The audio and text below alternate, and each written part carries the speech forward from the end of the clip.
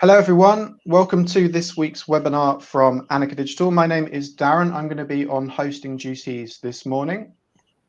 This week we're joined by Brad from the Anika Digital team. Brad, do you want to say hello, quickly introduce yourself? Yep, morning everyone. I'm Brad, head of owned and earned at Anika. I've been working in SEO for about 13, 14 years or something like that now. And I'm just going to be doing today's webinar on essentially the state of the search results at the moment, and what kind of SEO is more effective at the moment. Brilliant, thank you. Right, before we start, we're going to do just two polls quickly to see where everyone's level of knowledge and understanding is at the moment. So I'm going to do the first poll. It should come up on your screen now. The first question is your organic website traffic up or down when comparing it to last year? And the answers are up by a lot, down by a lot, or about the same.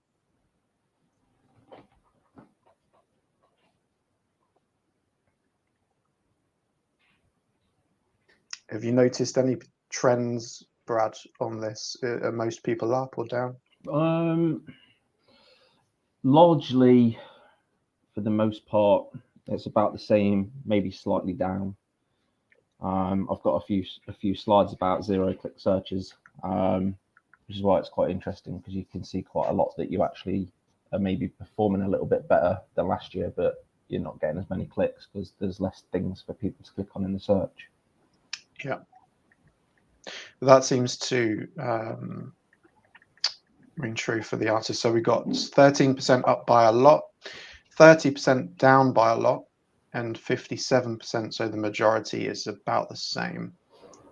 Yeah, sounds about right, to be fair.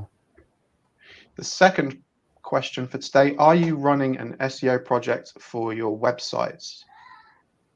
A, yes, we have an agency doing this. B, yes, we do it in-house. C, no, we don't plan on doing any. And D, no, but we know we need to.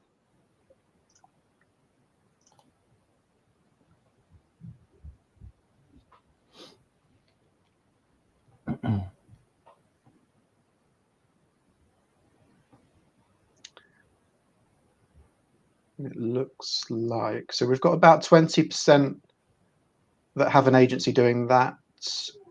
We've got 45% doing it in-house, 8% no, but we don't plan on doing any, and 28% no, but we know we need to. So there's a few people here that don't do it at the moment, but no, they should be. Cool. Should be some little tips and hints for everyone then. Yeah. Brilliant. Okay, well, that's the polls. I will hand over to you, Brad. Would you like your camera on, or shall I switch it off? I'll switch it off just because I know there'll be a delay. Brilliant. Okay, well, like I said, handouts are on the top right. You will get an email with the recording shortly after today's presentation. Do you want to share, Brad, so we can see the presentation?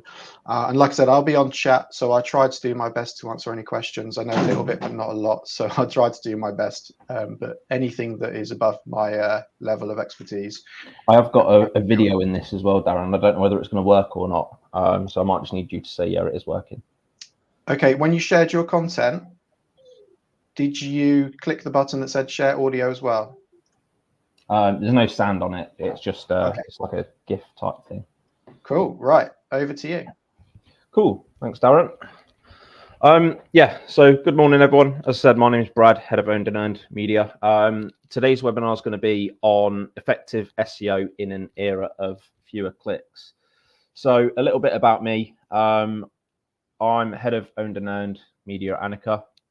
And this year, well, in a couple of months, I'll officially have been at Anika for 10 years.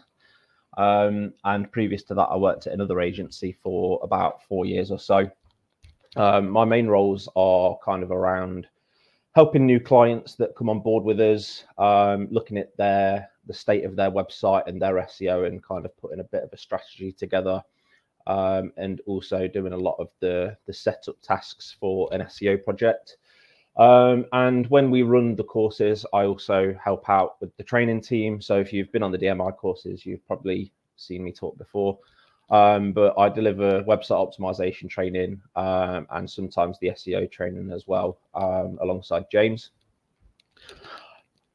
In terms of Annika, I'm sure everyone already knows, but we've been around for 18 years now, and we work with a lot of e-commerce and established brands.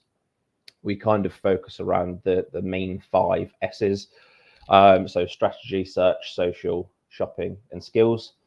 I'm sure there's going to be another official one added around AI soon as well. But the agenda for what we're going to go through today, we're going to have a quick look at what's been happening in SEO. We'll then go through kind of the rise of zero-click searches. I've managed to find some screenshots of old Google search results that will maybe make everyone feel very old, including myself, because it's a very different state of play now. We'll then also do a little bit on AI overviews, what's happening with those, where Google's headed.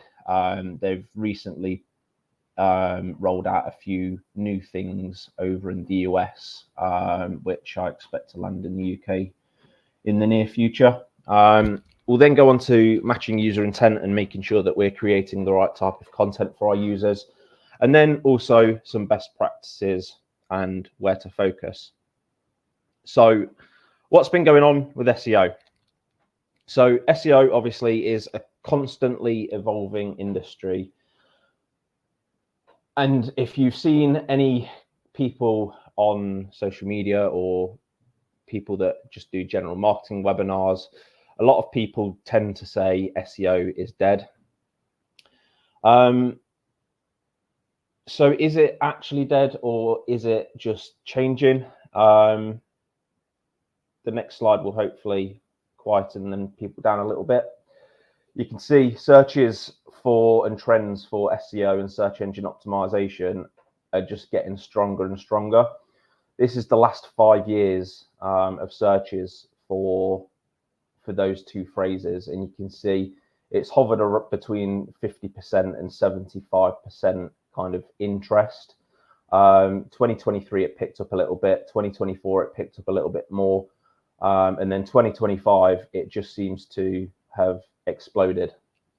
So in my opinion, SEO is simply just undergoing another transformation. We've seen it many times before with all the different types of algorithms that Google's released, and the sudden rise of AI. There's a lot more changing.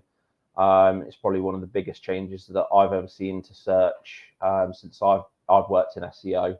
But like all the times before, when Google released new algorithm updates and made huge changes to the way that the SEO happened, we just evolve.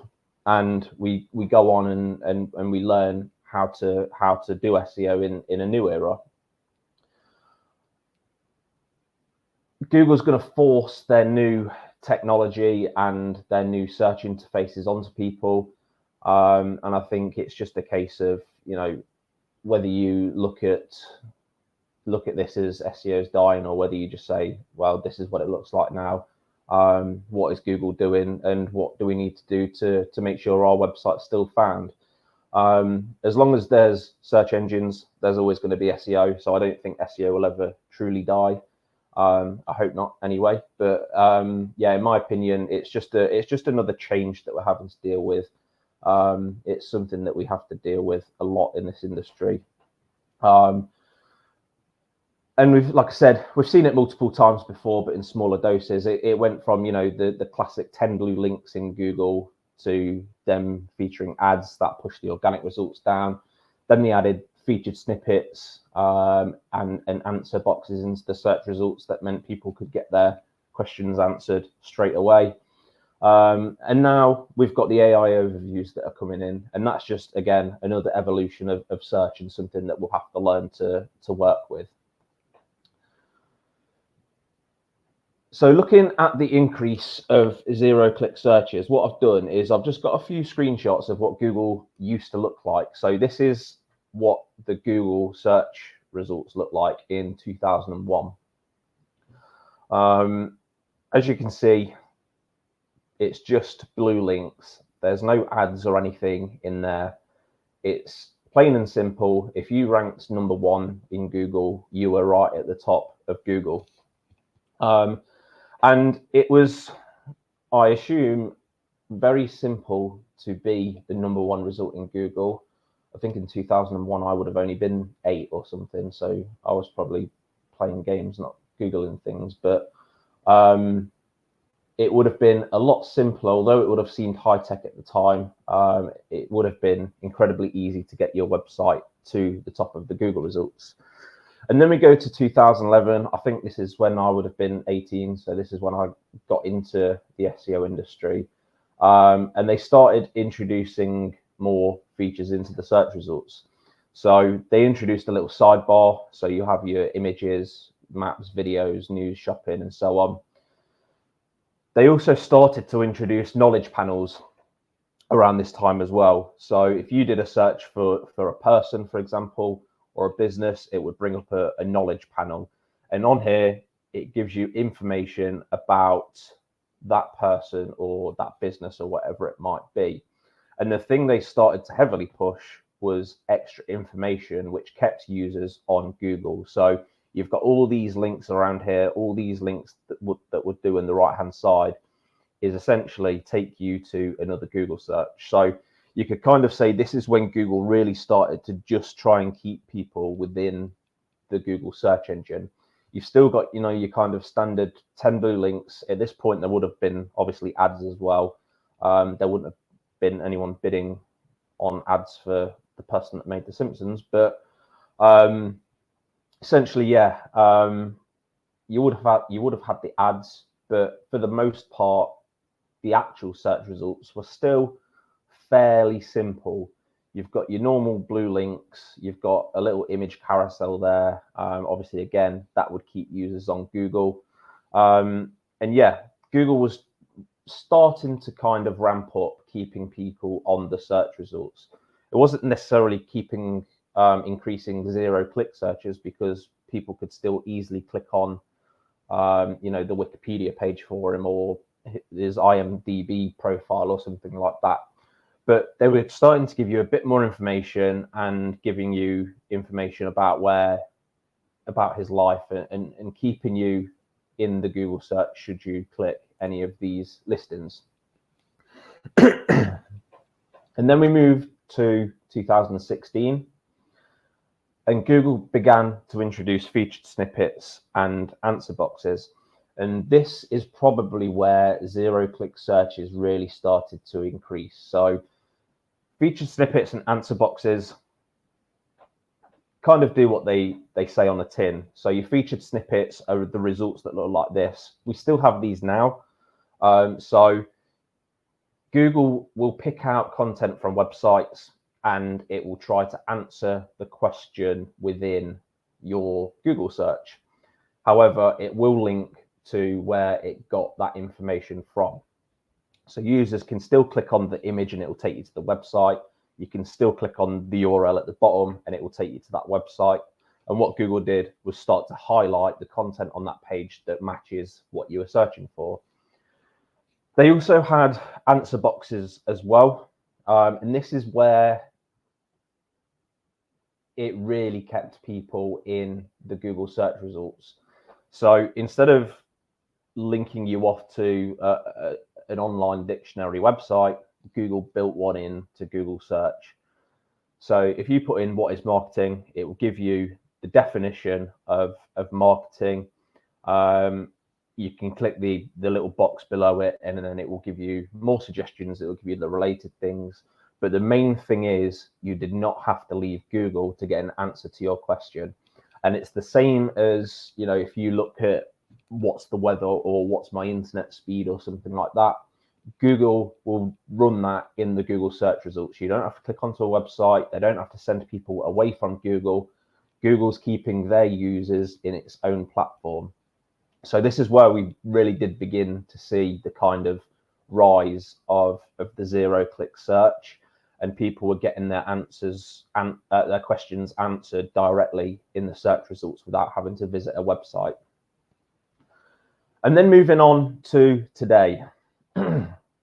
Today's search results are vastly different to what they were just a few years ago. Also, if you don't know what SERPs are, it stands for search engine results pages. It's a lot easier to write than search engine results page. So every time I mention search, SERPs, I basically just mean the Google page. But yeah, the state of the search results today are a lot different to what we've had in previous years. So a search for best business bank accounts would bring up a search result that looks something like this. The screenshot on the right here, it's probably a little bit small on your guys' screens, but the image on the right hand side doesn't contain a single organic listing in this screenshot, and you can see how far down this page goes. If you were to search this on your computer or your laptop or whatever, you'd probably get just about the ad show above the fold. And then you'd start scrolling down and you'd see the AI overview. Then you'd click, oh, let's open the AI overview. And then it would open to be this big. So before a user's even seen an organic search result, they're having to scroll down quite a long way before they find anything organic. And this is the way that Google's probably going to continue to grow. Google is increasingly keeping users on their own website. The saving grace of the AI overviews at the minute is they are linking to the sources where they're getting the information from. So you do have the opportunity to, get clicks through these AI overviews. But the thing that we need to look at is just whether, who's being featured? Can we possibly get featured? And is this something that someone's going to want to click a website and find, or are they going to get this question answered within the search results and not need to go to a website? So typically anything more informational, Google's probably going to be able to answer that in search results, and although it's linking through to these different websites, you're not really going to notice a whole amount of clicks coming through for those sorts of keywords. But it's not just informational queries. We are going to see a similar scenario for transactional queries at some point as well. If you do a search for 6-burner gas barbecue, it tells quite a similar story. An organic search real estate is vanishing. So again, apology, I tried to fit this all into one screen to give you an idea, but I know it's very small. But if you do a search for 6-burner gas barbecue, you've got your shopping ads at the top, so these are paid for. You've got a couple of search ads, again, they're paid for. And then you've got organic shopping listings. These pull through from your Google Merchant Center feed, and they are organic, so you don't have to pay to appear in here. But obviously you need to make sure that you're optimizing your website well enough and your products well enough, and you've got a well-populated feed to even have the chance of showing up in these search results. Once you've finally scrolled past all of that, you get 3 organic search results, and then you get another set of organic shopping listings, and then you get the 4th organic result, and then you get the people also asked box. So I've said it in previous webinars before, aiming for page 1 it just doesn't kind of cut it anymore. You need to make sure, if you're trying to get clicks through to your website, that you're aiming for top 5 at the very least, if not then the top 3, especially in the e-commerce world, because there's so many features that's being added in that the organic results are just getting pushed down. And you can see here, it's a fair way to scroll before you even get to the first organic result.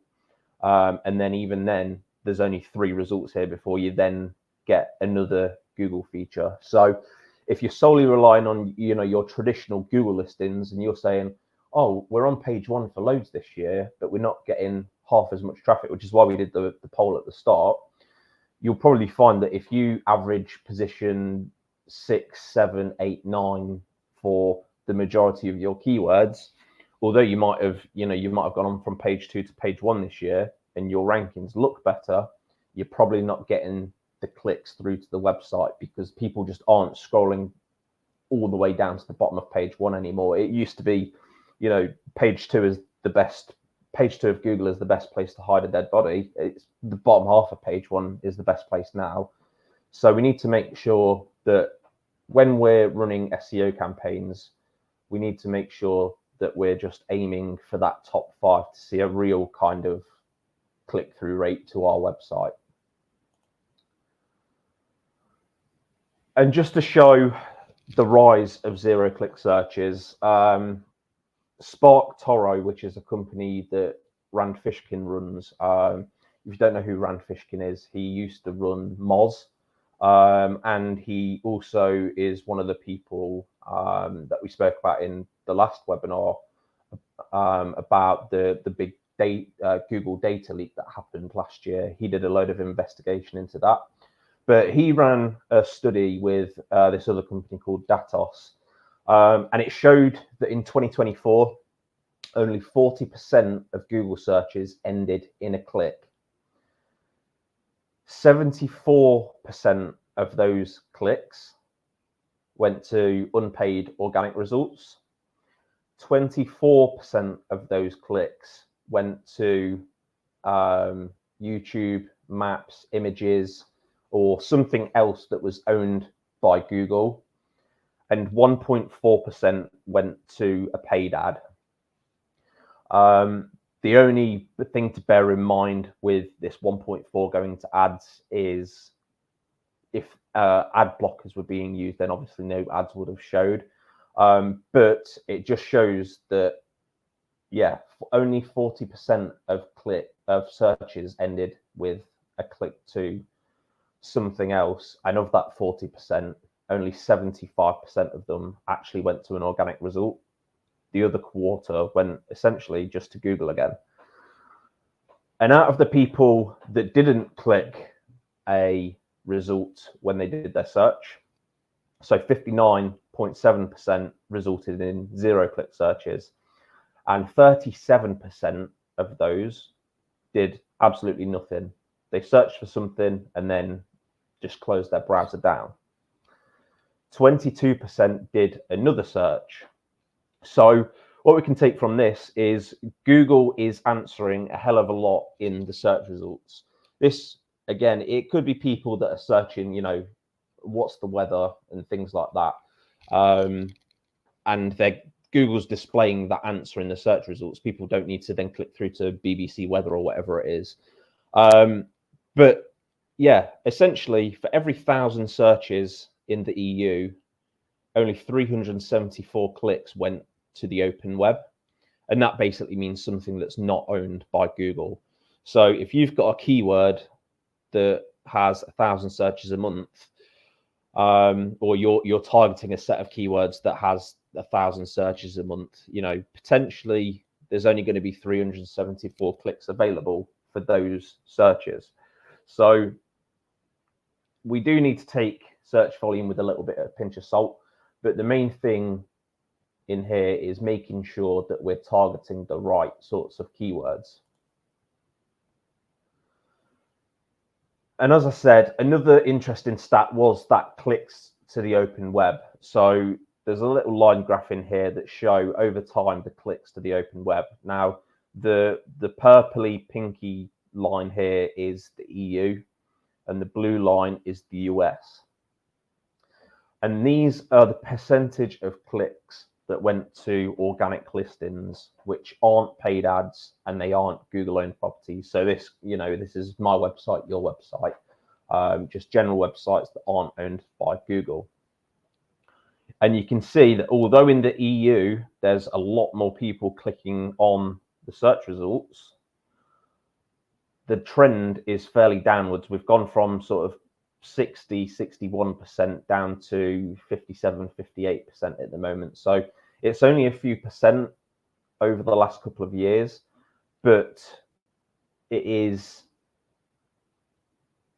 probably billions of searches that couple of percent has made up.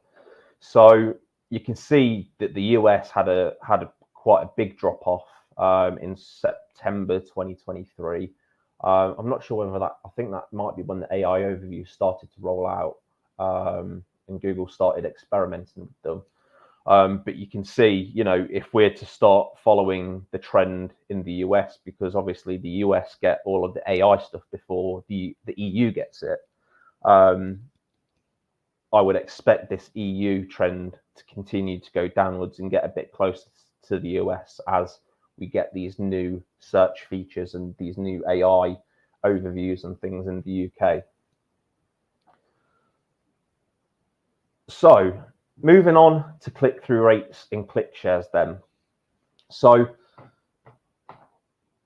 as we've said, there's way more features in the search results now, and Google wants people to stay on Google. And if they don't stay on the search results, they want them to click through to a Google page or some sort of Google owned property. That way, like any other business, they're keeping their users on their platform.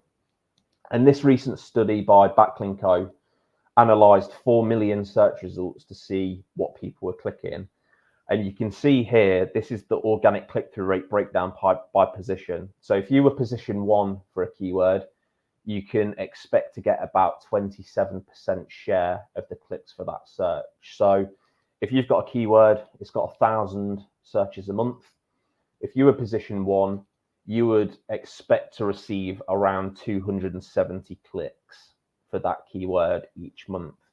If you position 2, that drops to 15% of the clicks, and position 3, 11% of the clicks. But as soon as you get to position 4, you've dropped under that 10% threshold. So again, you could say, oh, we're position 7 for this keyword that's got 1,000 searches a month.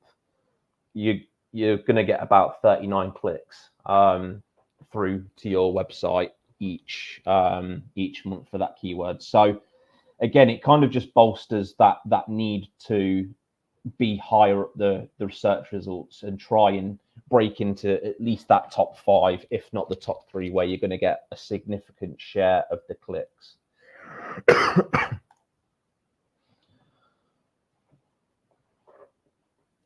So overall, the top 3 Google search results get 54% of all the clicks. And once you get past position 3, you're going to see under 10% click-through rate. So as I said, if you had a keyword, 1,000 searches a month, you could expect around 80 clicks per month if you rank in position 4. So again, I know I keep saying it, but it is becoming more and more important. Aim for top 5. If not, and you can do a little bit better, aim for the top 3, because that's where you're really going to see the share of the clicks. So moving on to the AI overviews then. AI overviews are the AI generated answers that you get in Google. I'm sure everyone's probably come across them now.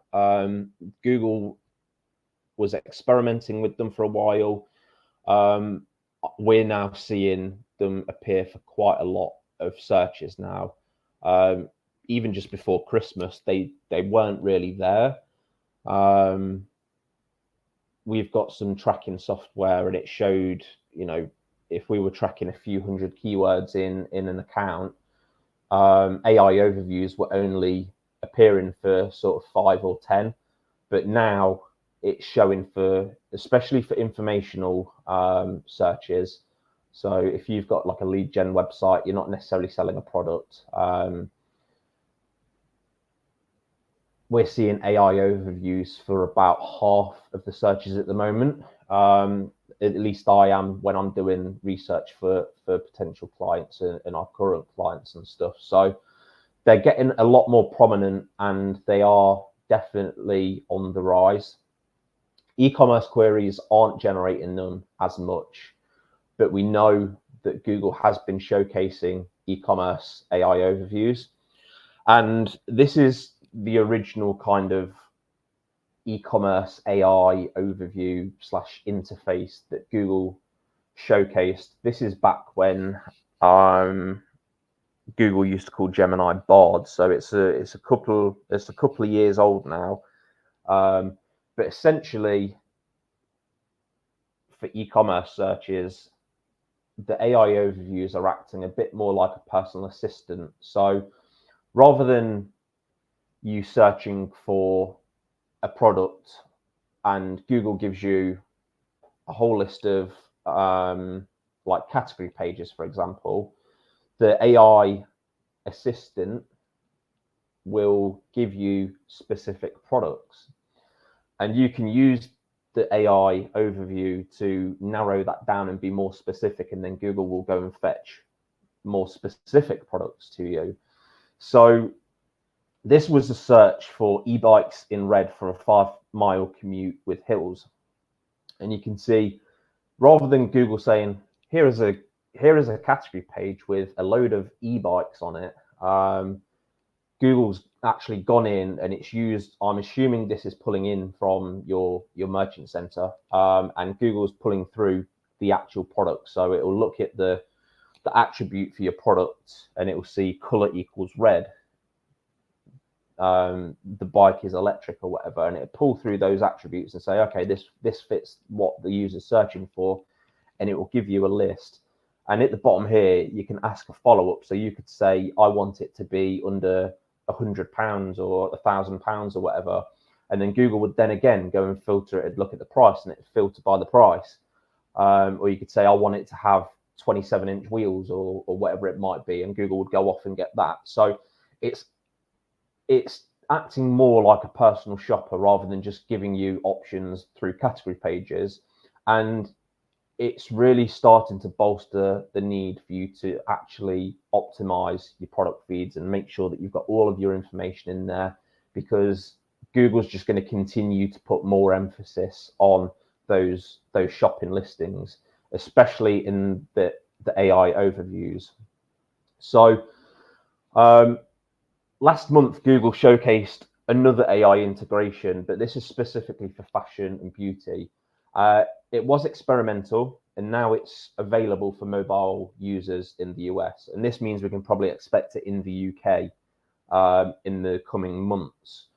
Hopefully this will work. There's a little video. Darren, I don't know whether you can just confirm whether this works once I click it. But essentially, hopefully you can see it. Yeah, we can see that.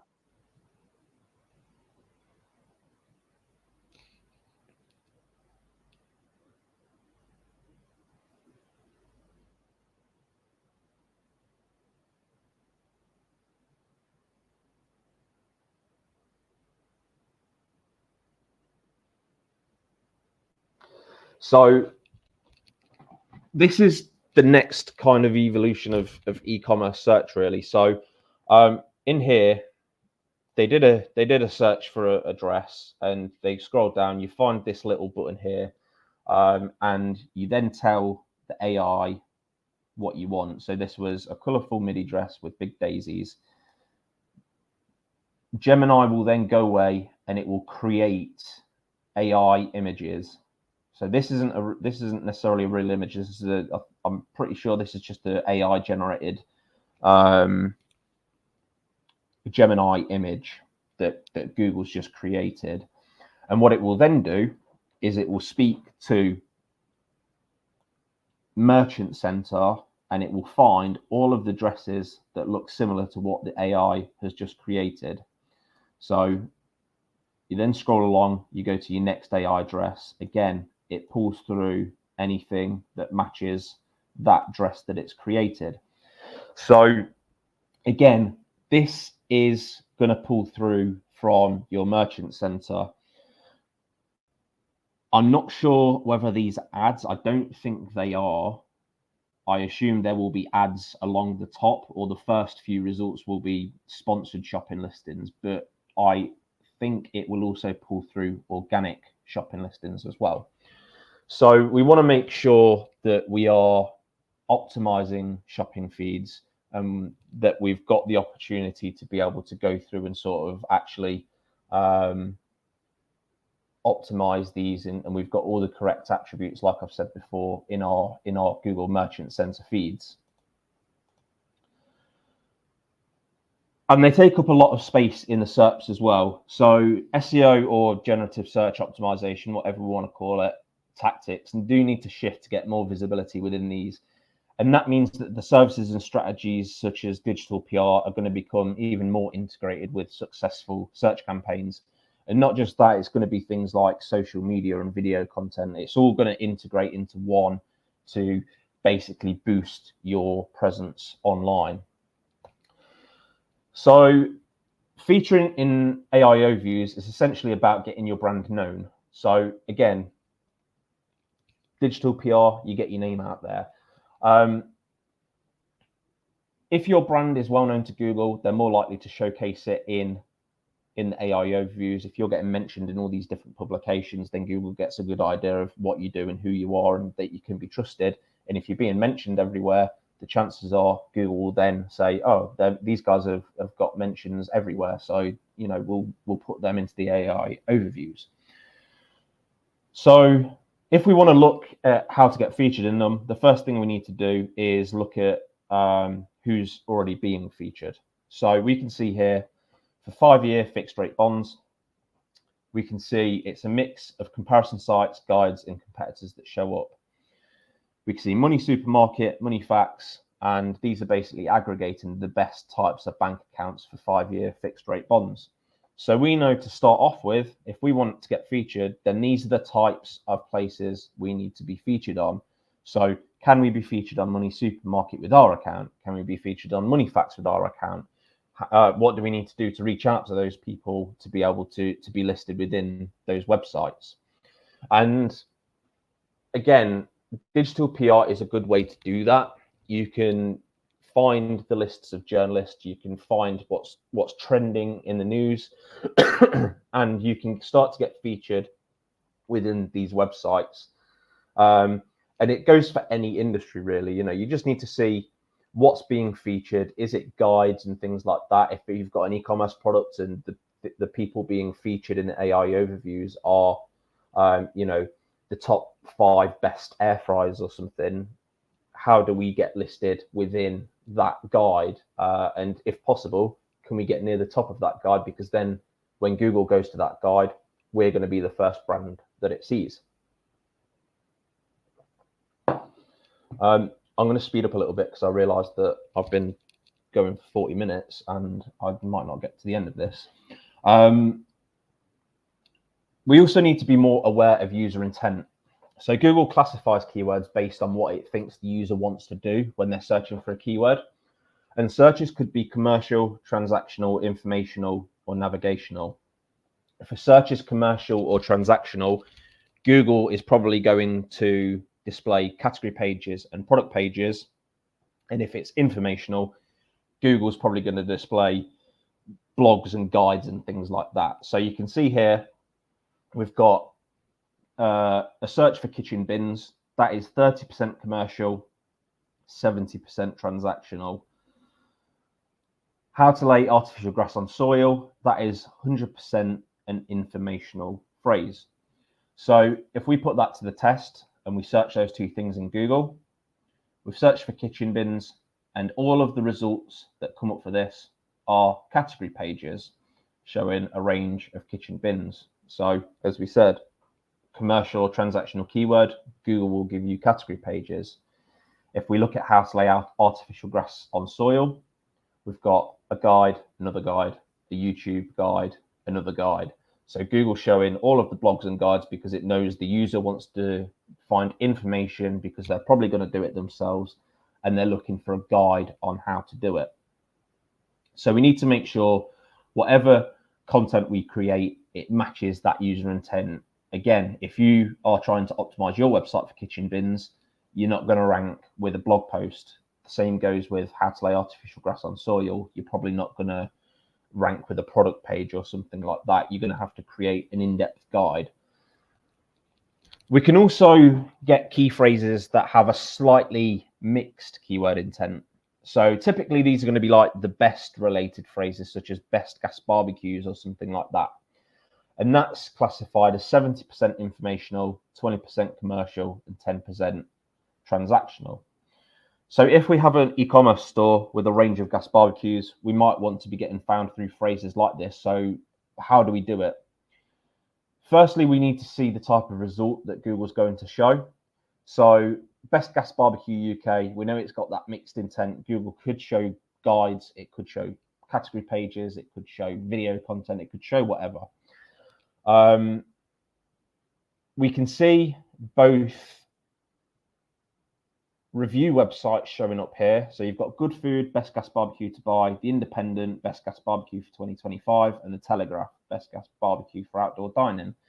You've also got actual brands in there as well that are selling their gas barbecues.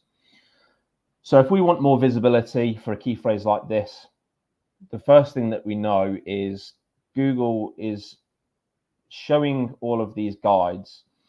So one of the things that we'll probably want to do is, again, like I said, with getting featured in AI overviews, reach out to these sorts of publications and try and get featured within these guides. Ideally, we want the links from those websites, but even just a brand mention is going to build your site's authority. Google will go through these guides, and it'll, if they keep mentioning my barbecue shop on all of these different guides, then Google's going to relate that back to my website still. So although a link is a lot more beneficial, just getting that mention of your brand within these sorts of publications will also help you as well, because Google's clever enough to relate that back to your website. So start by obviously optimizing your website. Have a look at what's ranking. You could even do a guide on all of the barbecues you've got and rank them, but predominantly you want to be trying to reach out to these different link targets to try and build up the credibility of your website, and therefore you're going to have more chances of Google showing your website. So now we know what's happening with all of the search results and everything that goes into it, how Google's moving, what are the best practices, and where do we need to focus? So the first thing that I think you should be focusing on, especially if you're e-commerce, is your organic shopping feeds. So as we've seen from some of those screenshots, organic shopping listings are becoming more and more prominent in e-commerce stores. Most commercial search queries are now generating these organic shopping results. A year ago, they were pretty much nowhere to be seen, and it seemed to me, at least, like overnight, Google switched this on and thought, this is great, we're going to run with this. And now it's everywhere. So yeah, I think focusing on your product feed in Google Merchant Center, make sure you've got the free listings enabled in your Merchant Center. When you go into Merchant Center, there'll be a little setting in there with a little toggle, and it'll say appear for free search listings or something similar. You need to make sure you've turned that on, and you need to make sure as well that you're looking at your product feed, you've filled it out as much as possible, you've optimized it like you would do on your physical product page. You need to make sure you're optimizing, your product names and the description that's within them. If there's any enhancements you could put on, like next day delivery or something, to make it stand out a little bit more, get that on there, and just generally optimize the feed to make sure that you've got the best chance of appearing organically. And the benefit of that, if you optimize and make sure your feed is really good, if you are running paid shopping ads, it could also improve the impressions and clicks you get through from there, and potentially also reduce your cost per click as well, because you're going to have a better quality listing. So 100%, if you've got a product feed, make sure you're optimizing it. We also want to make sure that we're pushing the page speed and the core web vitals as well. So core web vitals, for anyone that doesn't know, is a set of metrics that Google uses to measure how well a page loads, and also how well a user can interact with it as it's loading. So it looks at three main things. It looks at the largest contentful paint, it looks at the interaction to next paint, and it looks at the cumulative layout shift. You need to pass these 3 metrics to pass the Core Web Vitals, and it will do it separately for desktop and mobile as well. The largest contentful paint is essentially how long it takes for the most important part of your website at the top to load. So usually it's like a banner or the title of the page or something like that. You want to make sure that that's loading as quickly as possible. The interaction to next paint is how long it takes the page to load as a user begins to scroll down the page. So about five, maybe a little bit more years ago, if you had a web developer or an SEO person, they would have said, you need to get lazy loaded on your site. You need to get lazy loaded on your site, because if the above the fold stuff loads really quickly, it doesn't matter about below the fold. It really matters now. If you've got lazy loading on your website and you can scroll down the page quicker than the page can load, you will fail the interaction to next paint. So you need to make sure, if you are using lazy loading, that it is working properly and it's loading the next segment before someone gets to it. And then finally, you've also got the cumulative layout shift as well. And this is basically whether the page jiggles about as it loads. So if you go on to any kind of local newspaper website like Leicester Mercury or something, and it's plastered with ads, the content loads up, and then 2 seconds later, ads load in, pushes everything down, and you click on an ad by accident. Google wants to eliminate stuff like that happening. So if your page moves about, so an image loads up and then content loads in and pushes that image down, and then a button loads in and pushes the content across or something like that, Google will mark you down for that, because it's hard for people to start interacting with the website as it's loading. So you want to make sure that you're testing. There's a link down here to pagespeed.web.dev. You can test your pages in that tool. If you're going to get anything working, focus on the mobile one. Obviously, Google uses a mobile first index, so it's predominantly going to look at the mobile pages of your website. So try and get the mobile one working at least. Desktop is usually the one that passes and mobile is the one that fails. So yeah, just be aware of that. But you can also test your site within your Google Search Console account as well. There'll be a little Core Web Vitals section in the menu on the left, and that will tell you for all of the pages what your scores are. And if you use pagespeed.web.dev, if you're failing, you can scroll down a little bit. I don't think I've got a screenshot. No. It will. If you scroll down a little bit, it will say largest contentful paint element, and you can click on that, and there'll be a box around the thing that's the largest contentful paint element. And it's the same with cumulative layout shift. It will tell you what are the things that are shifting about as it loads, and then you can go off and get those things fixed. The other thing to focus on is topic clusters, and this comes down to the kind of Google's EAT guidelines. If you're still trying to rely on just like a single category page to rank, you're likely going to see your performance drop. Google is looking for you to be an authority on the topic or whatever it is you're selling or talking about. And that means you're educating people when they come to the website. So you need to build a hub of content on the website. And this is something that's been around for ages. It's kind of referred to as like a hub and spoke strategy. But essentially, you've got your main category page. So if you're selling gas barbecues, for example, you've got your gas barbecue category page. If you just have that one page and no other content on your website, you're probably not going to show up for gas barbecues in Google. What you need to be doing is creating blogs. You need to be creating guides on how to clean it, how to hook the gas up to it, best practices, recipes for gas barbecues and things like that.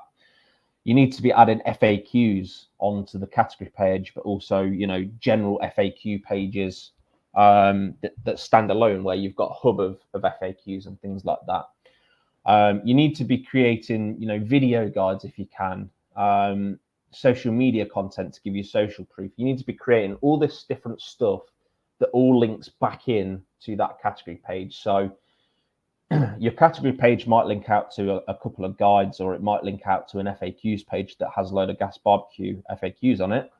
Those FAQs will answer a question briefly, but then might link off to a blog that answers that question in more detail. Your blogs will then link off to a video guide, and in the meantime, all of these blogs and video guides all link back to your category page. So Google lands on your website, it finds your gas barbecues page that links off here, and then it goes around all of these and finds that they all come back to your category page. And therefore, Google knows that you know what you're talking about and that you've got an authority on that topic. And Google's more likely to trust you as a business and a brand and know what you're talking about, particularly if people are engaging well with it. We also know that Google is looking for experience, so we need to ensure that our content reflects that. Where possible, you want to try and use first-person content on your website, especially if you're reviewing products, services, or providing guidance or anything like that. So rather, if you're doing guides or top 5 products for X type guides on your website, rather than simply comparing products based on what it says on the spec sheet or the box, you actually need to use those products and talk about the experiences with them. So you can see here, air fryer review. In here, the results are best air fryers 2025, tested and top rated by our experts. So Google knows these have been used. It's a first-hand experience, and it's been done by experts. It's the same with the Telegraph. The 12 best air fryers tried and tested. Again, Google knows someone's physically used these air fryers and can give you real world feedback on those actual products. So you need to make sure that you've got that first-hand content on your website. Another tactic to this is, can you work with guest posters or influencers who could review your products in return for, giving that first-hand experience through video content on social media, or a guest post on your website or something like that, where they can say, I've tried this product and I think it's great. And, combine them together, combine your written reviews with supporting video reviews as well. We also know that Google is pushing sites that have user-generated content. All you need to do is do a search and find Reddit at the top to find that it wants user-generated content in the search results. But this is because user-generated content provides pages with continuous fresh content, and it also shows user engagement. Now, after the Google leak last year, we know that kind of Google looks at engagement metrics and things like that. And if you've got people that are commenting and asking questions on your website, straight away, that's a big green flag that people are interacting and engaging with your website. And especially if people are then answering those questions, then you've got much more chances of Google trusting you as a website and seeing that people are interacting well with it. And if people are interacting well with it, you're going to get rewarded by better conversions and also potentially better rankings for the website as well. So if you can add FAQs in the terms of people being able to ask their own questions, that's something you should probably consider for your website as well. And again, just to reinforce the user-generated content thing, if you do a Google search for something like things to do in Padstow, it will give us options to search through forums, and that's going to be things like Reddit and TripAdvisor and so on. And it will also give us the option to search by short videos.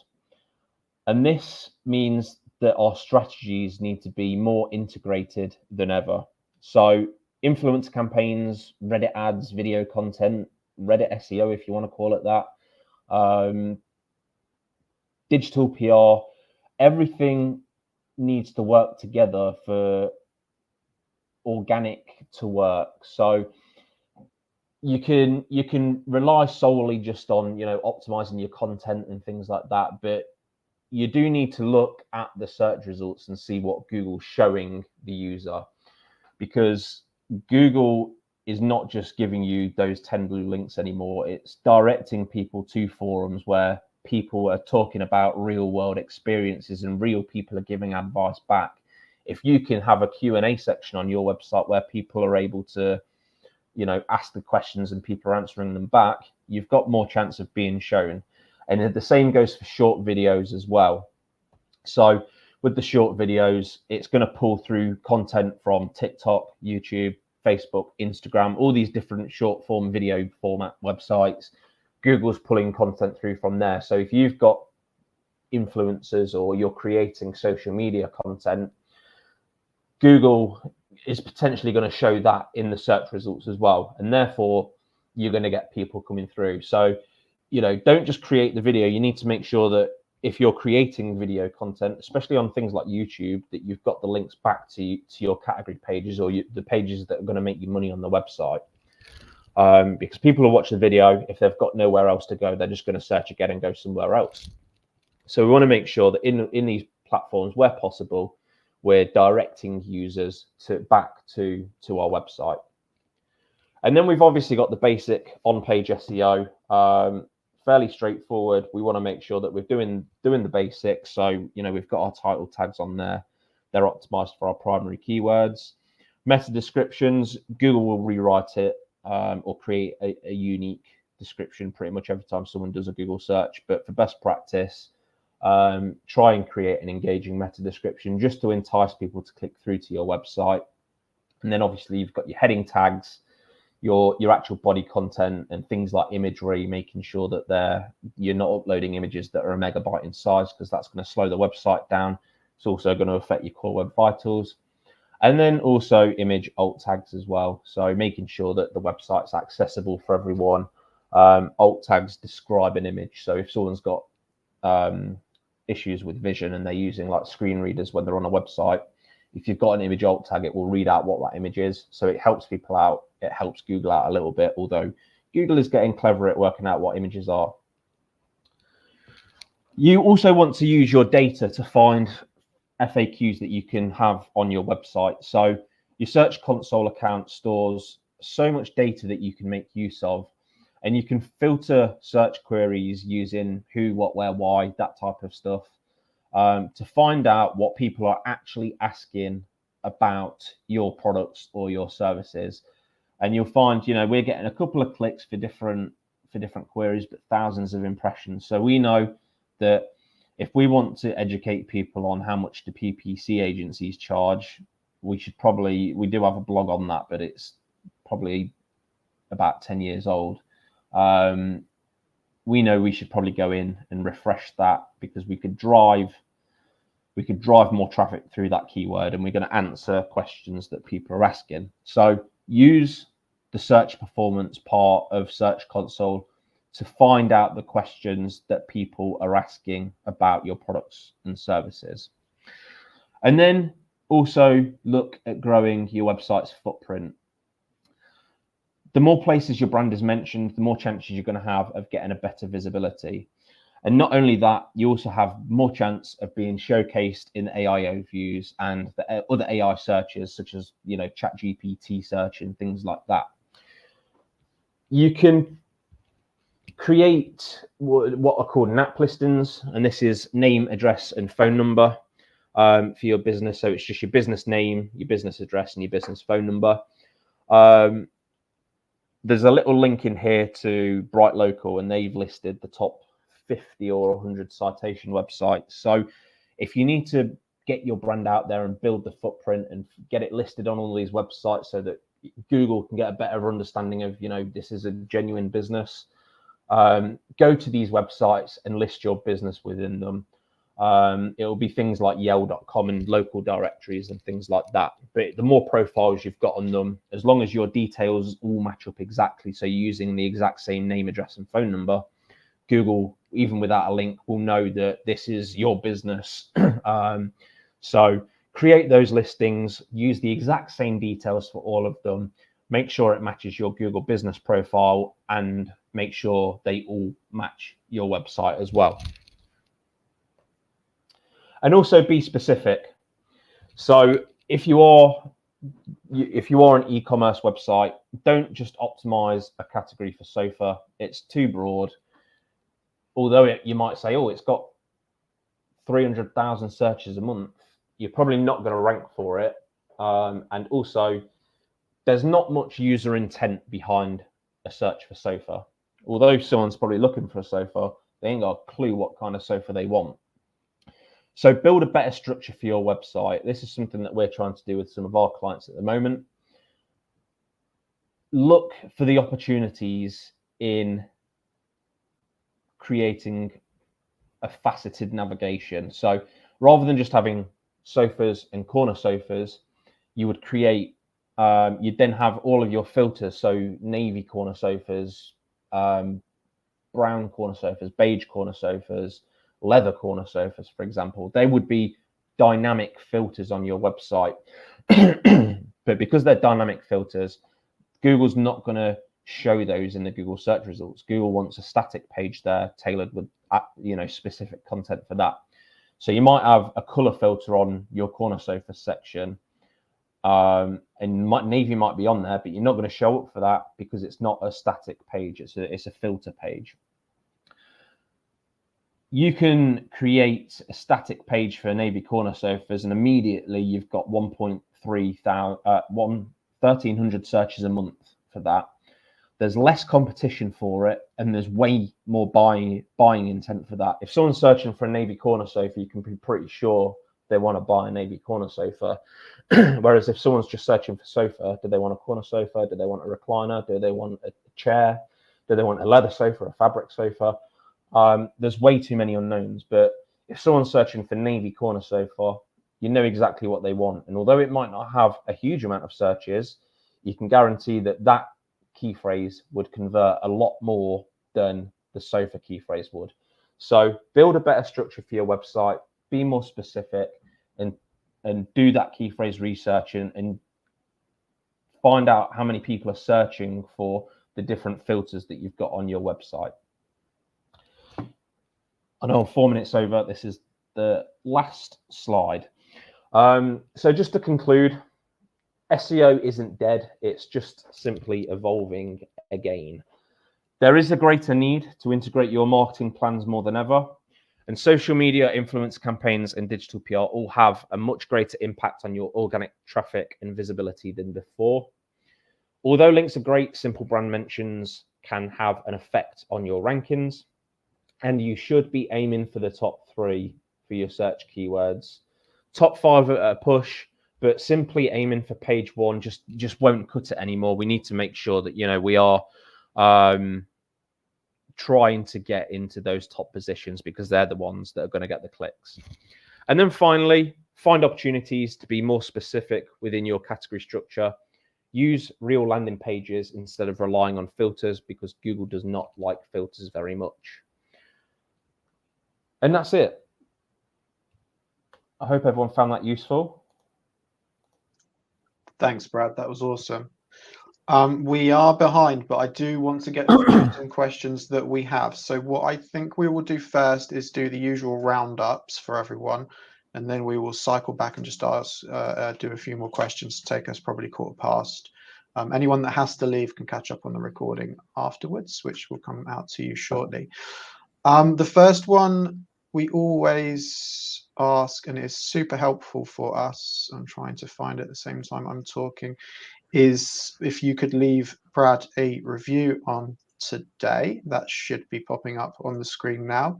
Just goes a long way to spreading the message, spreading the word, and getting this webinar out to more people. So massively helpful for us. That's the first one. The second one, which I will share with you all, is about our conference at the Space Center in July. June, sorry, not July. 11th of June at the National Space Center in Leicester. Loads of talks. There's a single track day, so you don't have to pick between, do I want to go to this talk or that talk. Lots of different people talking about lots of wonderful things in the world of digital marketing and beyond. There's probably going to be some AI talks there as well, because there always is these days. So it'll be a fab day. We run these all the time. We haven't run one for a few years now for various different reasons, but we're back at the Space Center on June the 11th. Next week, we've got it'll be myself and Anne, like I said. So we'll be talking about AI. We've been doing a lot of AI stuff recently. This goes in loads of different formats, from the training that we'll be offering through to services that we're doing. We're doing a lot of stuff internally as well to optimize. And obviously, when it comes to things like AI overviews, there's a lot of search trend changes that we have to be aware of as well. So AI really permeates everything we're doing at the moment. So next week, we'll be talking probably a little bit on AI and automation in business and how to optimize for that. Some agent stuff. We've been building a lot of agents as well, so I'd like to talk a bit about that. And I'd also like to talk about the value of being AI literate and automation literate in today's world, because my experience so far with automation and AI has been that I'm able to build agents and tools just to help me in my day-to-day. So very useful stuff. We do have a couple of questions, Brad, before we go, if that's okay.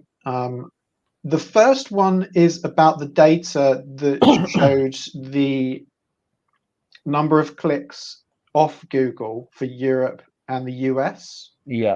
There was a spike up in August 2023 and then a big drop down. The spike up, I assume, well, those shifts, I assume, relate to things Google's testing, algorithm changes, that type of stuff. Yeah, there was a couple of algorithm updates in August 2023. I don't know whether there was anything happening in the world at that time, but if there was anything significant like elections and stuff, that can affect the amount of people that are clicking through. I'm just having a quick look now. There was 2 updates in August and September 2023, so they can affect it. So Google might have been testing a few little bits, but I can't remember when they kind of announced the AI overviews and started testing them and potentially rolling them out in the US officially. But I think it was probably around that sort of time. And obviously, when they first rolled out AI overviews, they were absolutely dreadful. So they probably got a lot of engagement. Mm-hmm. There was another question. I found it interesting that Europe had a higher percentage of people, if I interpreted this data right, going off of Google into the open web than the US. This correlates to a conversation we had last time we spoke that Michael raised around the AIOs being very US focused. And I did a bit of research last time we discussed this topic and uncovered a couple of points, mainly that these AIO search results are not necessarily tuned for geographic fairness yet, and they're still working on that. And also that Google is under a lot of pressure in the past and now for fairness in the results that they present. And that as a result, they are likely to start to try and make that more equitable and share the AIO results more with geographical regions than they have previously. But I found it interesting that Europe had a higher percentage, because it would correlate with that. If people are unable to find their results through the AIO, they're likely to do more searches and then go off Google to find what they want. Yeah, there's also the delay in the EU getting any of the new features, because everything rolls out in the US first. So if people aren't getting as many features in the EU, then they are more likely to click through. Like, we're still way behind on AI overviews compared to the US. They are massively ramping up, but we still don't get them half as much as in the US. Yeah. I've got a couple of quick fire ones. Does Google split your device type score when giving you authority according to the searcher's device? I'm not sure if I fully understand that, but Google will rank your website based on your mobile website, because it uses a mobile first index. So it will look at your mobile site and see whether it's responsive and it works and everything. In terms of the general authority of the website, no, it's for your domain as a whole, regardless of whether it's mobile or desktop. But in terms of like usability and content and things like that, Google will judge you based on your mobile website. Perfect. No, I think that was the answer we wanted. On category pages, should all links be internal, or is it beneficial to include external links to high authority sites? Category pages, I'd probably keep them internal. If you're then linking to a blog that talks about something, then you can link to Wikipedia or whatever from there, or like a data source or something. But I wouldn't necessarily link out externally from category pages specifically. I'd link to a resource on my own website, and then from that resource, I'd probably link out to external. Just because it's a money page for your website, you don't want to remove people from the website completely. Yeah. And last one, and I did try and answer this, cards on the table. Sometimes the knowledge doesn't come from my head, it comes from a Google search. I have the benefit of Google in the background rather than being fired at questions on the fly. But the question is, can we optimize so Google knows our videos hosted on platforms like YouTube or TikTok are part of our own brand ecosystem? And I said something that I didn't understand around use structured data like video object schema, link back to your site from the video, and embed your videos on the site where relevant. Is that a good answer from me, or? Yeah, you can use structured data and stuff, and then just the simple stuff like making sure you've got the links to your website in your profile and stuff, and that that there's a way for Google to link back to your website. It's a little bit more difficult on social media, but again, if you've got there's another structured data called organization schema, and you can put all of your social media profiles within that. So it will say there's a little thing in there. It's going to get technical now, but there's a little thing in there that's like it's called same as, and you put this schema on your website, and then you put your contact details in, and then it will say same as, and then you put like your Facebook URL, your LinkedIn URL, your YouTube URL, and all your social media profiles, and that then tells Google that these social media profiles are all yours. Brilliant. And then it will also help then for your social media icons to appear within your local business profile as well. Great. We've got one more, and since we're late, we might as well be later. Should we exclude from Google indexing a lot of auto-generated collection pages with products? They're not accessible from main navigation, though. If you've got, if they're auto-generated and they're not supposed to be viewed by people, then yes, you can no index them. Or a better way to do it would probably just to be added if they're like a duplicate of another collection page, you can add a canonical tag to it, which means Google will still see it, but any authority that page has, it will be passed through to that URL that's specified in your canonical tag. So if you've got gas barbecues page, but then there's another random gas barbecues page, you can put canonical tag on it. It says, I know there's two versions of this category page. You only want this one down here to get the authority. And then therefore you get basically both pages authority pointing through to that main one, and Google will then only index that main one. Brilliant. Thank you for that. Thanks for sticking around to answer those questions. I know we run over today. I like this idea of kind of doing some time with a presentation and then having kind of after hours sort of discussion afterwards. Maybe we do 20 minutes like that in the future, and people can catch up if they want to later on the recording. Anyway, thank you everyone for asking those questions. Thanks for being here today. Thank you, Brad, for the awesome presentation and staying to answer questions. Next week, like I say, AI, I'll be talking about something I know a little bit more about. So it'll be me and Anne there. Hopefully see you there. Otherwise, have a lovely weekend. Cool. Thanks, everyone. Thank you.